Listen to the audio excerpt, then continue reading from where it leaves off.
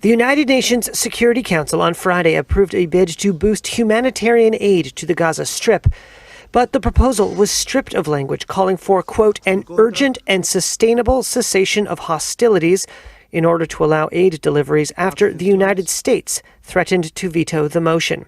Instead, it calls for steps to, quote, create the conditions for a sustainable cessation of hostilities.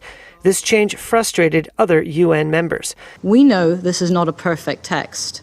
We know only a ceasefire will end this suffering. UN Secretary General Antonio Guterres on Friday said Israel's operation was the primary obstacle in delivering desperately needed assistance.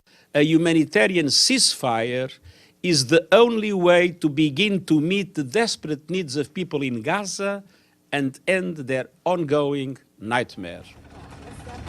Nowhere is the dire need for aid more apparent than here in Deir al-Balah, in the Gaza Strip, where a school has been transformed into a field hospital.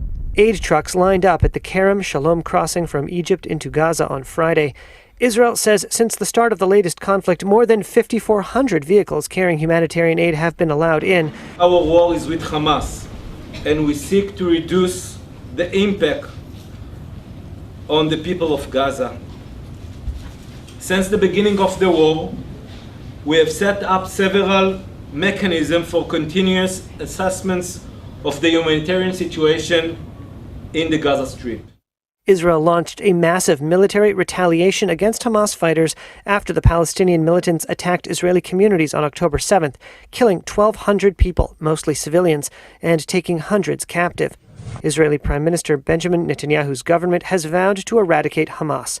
Washington has regularly backed Israel's right to defend itself, but has grown increasingly concerned at the suffering of Gaza's 2.3 million people.